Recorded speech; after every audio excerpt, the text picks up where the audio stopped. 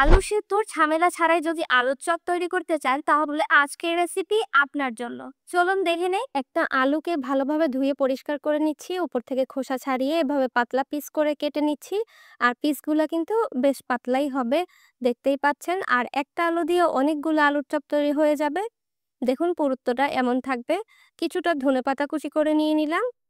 এবার নিয়ে নিচ্ছি বেসন 1 কাপ পরিমাণ, কর্নফ্লাওয়ার দিয়ে দিচ্ছি 2 টেবিল চামচ পরিমাণ, আর 1 চিমটি পরিমাণ বেকিং পাউডার দিয়ে দিলাম এর সাথে।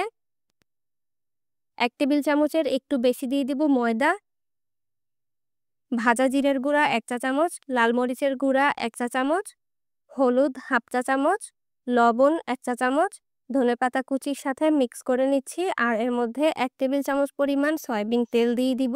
এই তেলটা দেওয়ার কারণে এই ব্যাটার দিয়ে যেকোনো কিছু ভাজলে বেশ মচমচে হবে। সামান্য করে পানি দিয়ে আমি ঘন একটা ব্যাটার তৈরি করে নিব। এটা কিন্তু আলুর চপ বেগুনি ভাজার ব্যাটারের থেকে একটু বেশি ঘন হবে।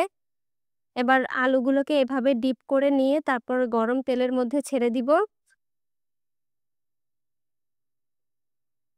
ডুবো তেলে এটাকে ভেজে নিব একেবারে মচমচে করে। 2 পাশ উল্টে পাল্টে গোল্ডেন ব্রাউন কালার করে তারপর আমরা এটাকে ভেজে নিব। আর এটা গরম তেলের মধ্যে দিলেই দেখবেন 2 পাশ থেকে আলুর চপের মতো ফুলে উঠেছে। চুলার আঁচটা এই পর্যায়ে মিডিয়াম টু লোতে রেখে ভাজতে হবে, তাহলে উপরের ক্রাস্টটা অনেক ক্রিস্পি হবে। যখন এরকম কালার চলে আসবে তখন আমরা চুলার থেকে এটাকে নামিয়ে নিব। আর দেখলেন তো কত সহজে আলু ভর্তার ঝামেলা ছাড়াই আলুর চপ তৈরি হয়ে গেল। আর এটা খেতে কিন্তু আলুর চপের থেকেও বেশি মজার, কারণ এর উপরের লেয়ারটা অনেক বেশি মচমচে।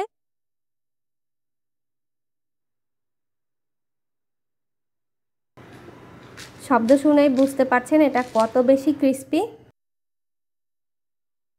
দেখলেন তো কত সহজে তৈরি হয়ে গেল আমাদের আজকের আলুর চপ। রেসিপিটি ভালো লাগলে অবশ্যই ভিডিওতে লাইক কমেন্ট শেয়ার করতে ভুলবেন না। দেখা হবে আরও নতুন রেসিপি নিয়ে নেক্সট এপিসোডে। আল্লাহ হাফেজ।